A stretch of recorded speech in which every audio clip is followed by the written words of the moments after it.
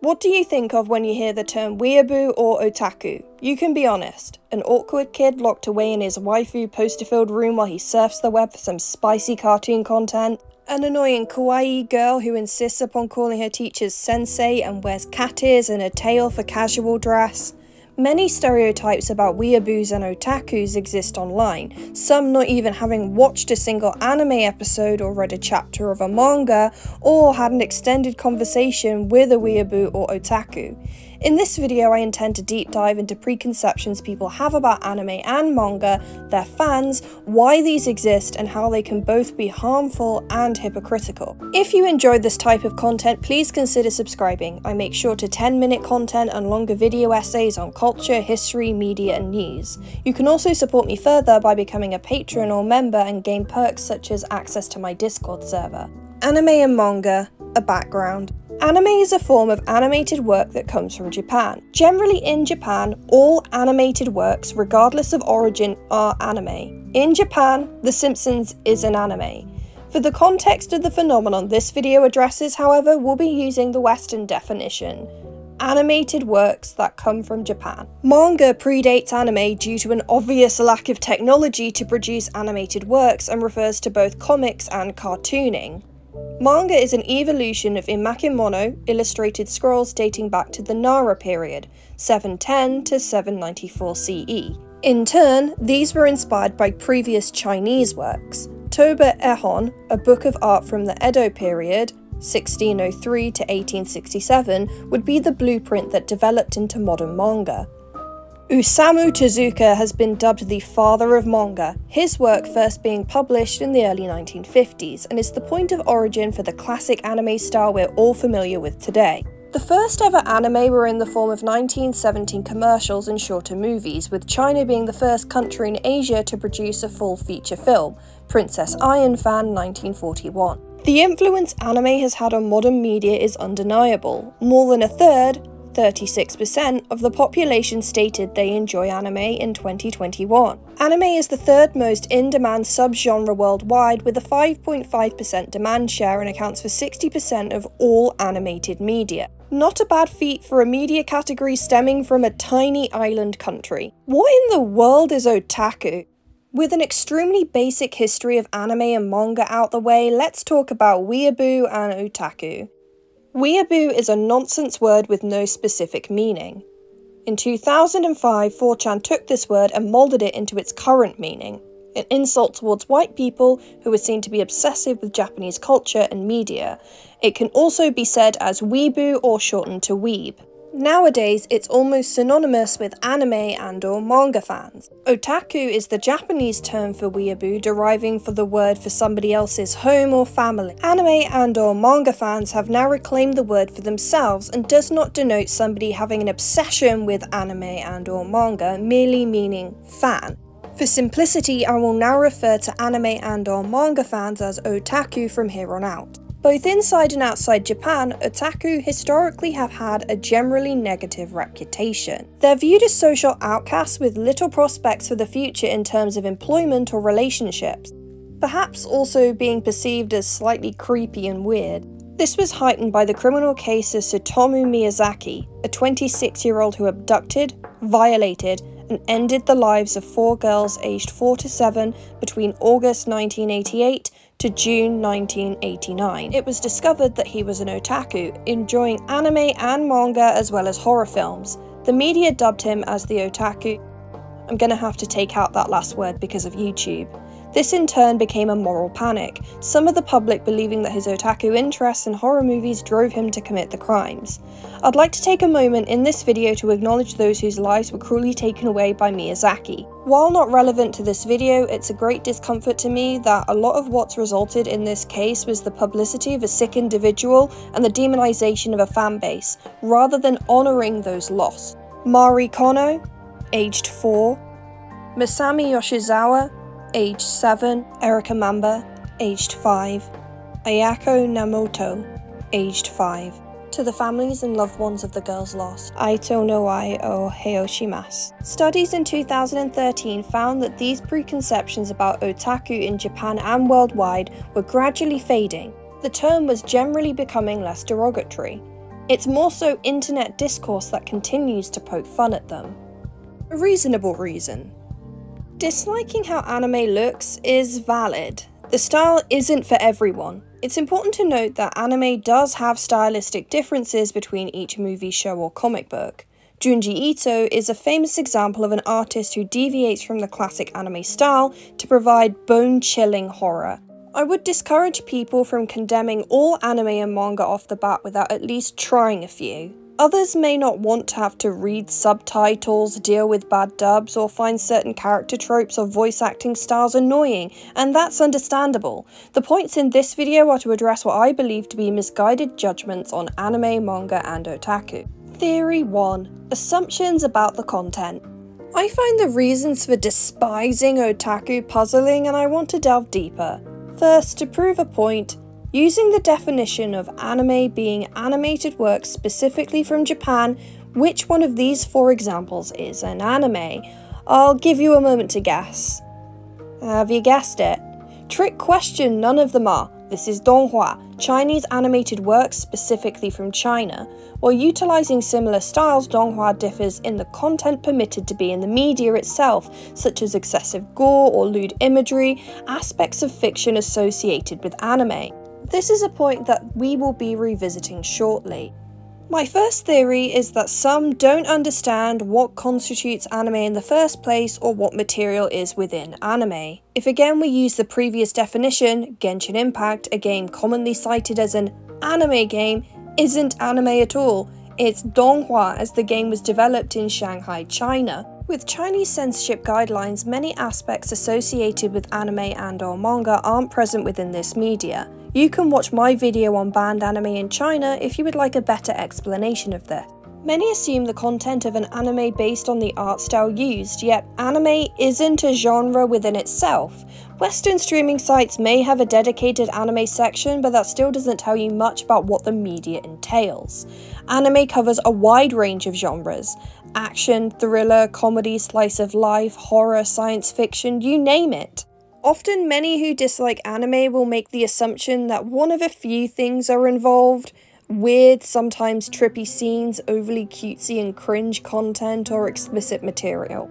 It's hard to explain the first two eloquently in such a short period of time. Simply put, Japan is a little weird, at least from the outside. They accept the cutesy aesthetic as normal, even if it's a fraction of all Japanese culture and way of life. Many assume Japan is all about the kawaii feel, but Japan has a long history, centuries old. Japan is a lot more than its most popular media. Some natives may genuinely enjoy this aspect of Japan as it's allowed and seen as okay and indulge in it. Some may see the interest foreigners have in this wholesome vibe and play it up in anime and manga or in real life for tourism. It's impossible to talk accurately about an entire form of media in regards to weirdness or cutesy content with all its genres and give you an exact reason. More sweepingly, at least in regards to the weirder or explicit imagery, it may have to do with a lack of media regulation. In America, the Hays Code existed from 1934 to 1968, a series of policies dictating what was and was not acceptable to be seen in film. This included explicit love scenes, gay relationships, profanity, and so on. As mentioned prior, Chinese censorship currently also bans certain content. This means that for the West, specifically America, for a long time certain things were not allowed to be consumed by the public in motion pictures, and it wouldn't become normalized to see violence or adult content in films for a while. Unlike most other countries, adult or suggestive drawings have been noted to exist in Japanese history. Shunga is the term for this art, appearing as early as the 16th century. Japan has also had various media censorship laws throughout the years, but many of these laws did not apply to anime and manga. This meant that those mediums became a free-for-all in terms of depicting whatever a person wanted to tell a story about, as long as they followed some guidelines. In January 2004, 3 manga artists were prosecuted for producing and distributing explicit adult manga without covering up the unmentionables, private areas. This is why most works including adult activity will blur out or place a thick black line over those areas of the body. It's also considered obscene if those areas are unshaven. Shaven or bare versions are not. In 1986, Toshio Maeda tasked himself with getting past many barriers of censorship by creating, well, let's just say tentacles. The reasoning behind this is because tentacles aren't a private area, therefore it cannot be obscene to depict acts including them. Tentacles became a placeholder for, ding-dongs, which is where the stereotype for otaku, or even the Japanese as a whole, having a thing for tentacles. In reality, it was merely a method of getting around censorship. The infamous artwork depicting a woman with two octopi, The Dream of the Fisherman's Wife 1814, may on the surface appear to contradict this. However, it has been interpreted that Japanese mythology has themes of humans placing objects within themselves to gain supernatural powers or enhanced abilities, such as the story of Princess Tomotori, who cuts her breast open to place a gem inside so that she may swim faster. The Tamatori story was a popular influence in artwork around that time. As well as this, some speculate the piece represents giving in to animalistic desires. It isn't evidence for the Japanese having a long history of really liking octopi. Theory 2. The bane of my existence. Lolly. Another darker reason for the disdain for anime comes with lolly. Lolly is anime/manga that includes young girls in a romantic or adult context. This is not to be confused with Lolita, a style of dress intended to be doll-like, and no, Lolita fashion is not named after the 1955 novel. Countries such as the United Kingdom, Australia and Canada have criminalised drawn indecent imagery of children. Another country that has made lolly illegal is China, which is why donghua is very different to anime despite being consistently conflated with it. The reason for this is that countries like Japan and Hong Kong have not criminalised lolly due to the concerns regarding freedom of expression and arguments that the content does not involve real children. I don't need to tell you that this logic is weak and the existence of lolly is abhorrent. This has led to the stereotype that otaku are creeps when, in reality, the law hasn't considered other forms of CSA to be harmful. Anime and manga in general are extremely popular in Japan, and any art form that has a loophole to produce disgusting content will be exploited. Assuming all or most of anime and manga fans must be undesirables due to this fact is the same thinking conducted when Americans are all assumed to be pew-pew nuts due to the amount of attacks that occur in schools. Both are inaccurate. Japan has lax laws regarding lolly in the same way some American states have lax laws about obtaining pew-pew machines, and due to these lax laws, more creeps and pew-pew nuts are free to do what they want to do in the bounds of that law. It doesn't mean one fan base or one country has more creeps or nuts than any others. The content is disproportionate compared to other media based solely on the fact it's allowed to exist. Theory 3. Cartoons are for kids. If people aren't privy to the adult side of anime and manga, they'll use the cartoons are for kids argument. It's ironic that many of these people will also say they enjoy Disney or adult cartoons such as Family Guy but don't like anime, when again these works would also be considered anime in Japan. On the other side of the coin, you'll have some anime fans furiously argue that anime is most definitely not a cartoon.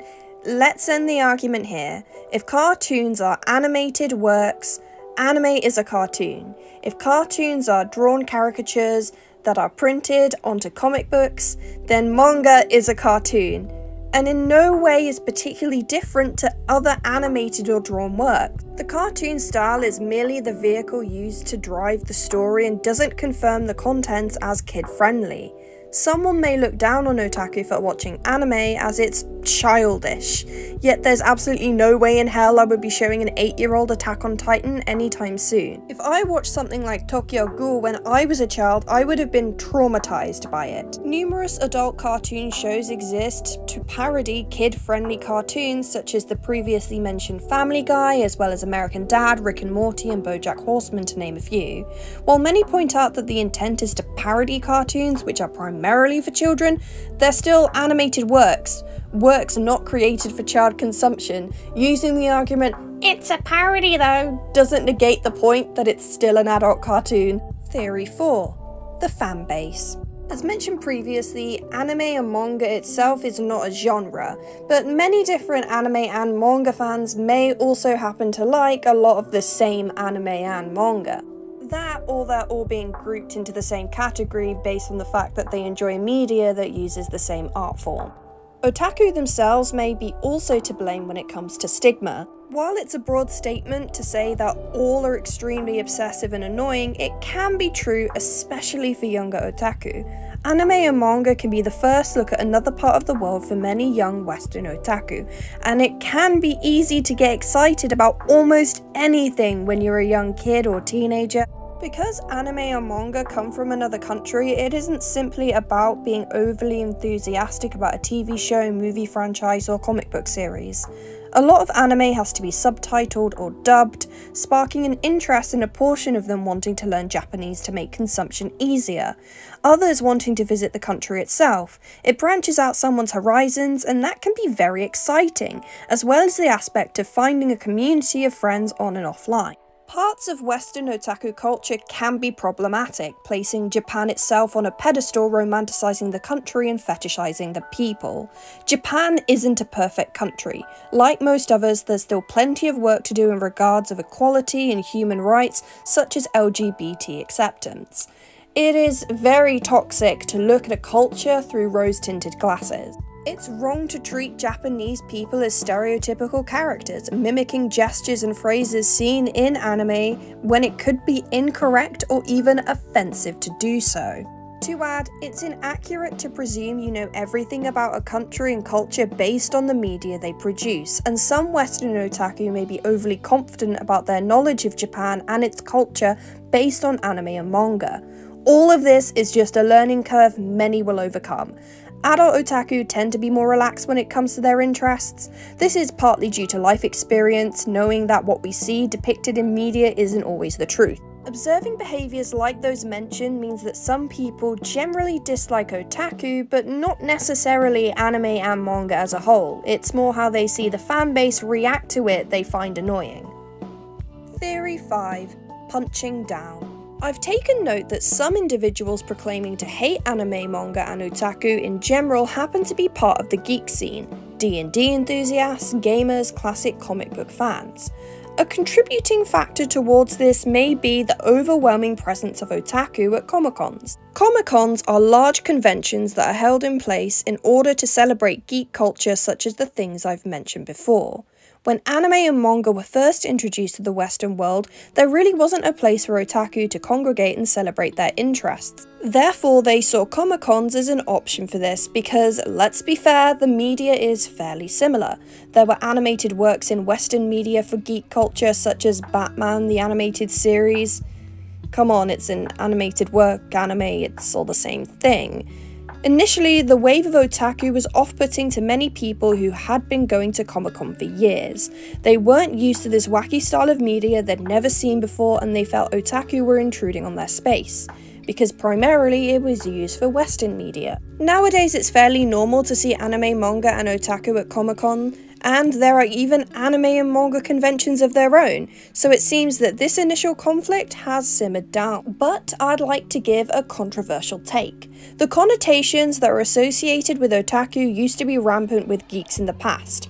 You'd be ridiculed, harassed, and bullied for expressing an interest in a niche board game where you can pretend to be a wizard. It was assumed you were a degenerate loser or weirdo. No normal person would surely spend hours alone playing on a computer. No sane person would spend their pocket money on a book containing panels of fictional heroes fighting a villain. It clearly was because no one liked them and they couldn't get a girlfriend, so they had to fill the void with meaningless fantasy. Does that sound familiar?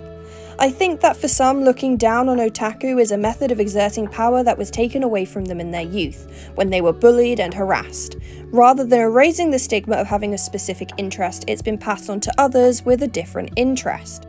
D&D used to be considered part of a satanic moral panic. Anime is now used as a moral panic against those who target children. At the lesser end of the extreme, you're a loser. Worst case scenario, you're an undesirable. We don't get rid of stigma by passing it on to somebody else. It's hypocritical and harmful. And if I take it a step further, some who hold the previously mentioned assumptions against otaku also apply them to the Japanese as a whole, which is a completely different conversation we don't have time for. Otaku are, while increasingly becoming more accepted as a phenomenon, Still low-hanging fruit and an easy target. You can get a quick dunk on them online based on the stigma against them. Like, congrats, you're no longer being harassed for enjoying video games, but now you're poking fun at teenagers online. And I say teenagers because, again, adult otaku tend to be more reserved and less excitable about their interests online as they've learned to chill. Conclusion. I hope you found this video informative and that you learnt something. I'm glad otaku are becoming more accepted and that people are opening up to new types of media. It's important to be critical of a phenomenon, especially if it includes some of the things I've talked about in regards to lolly or seeing a culture through rose-tinted glasses. But make sure you aren't targeting people who don't deserve it based solely on what they enjoy. Most of these people are just enjoying things and minding their own business. Let people enjoy things. The world is short on happiness these days and we could use a lot more of it. I'll see you in the next video. Bye.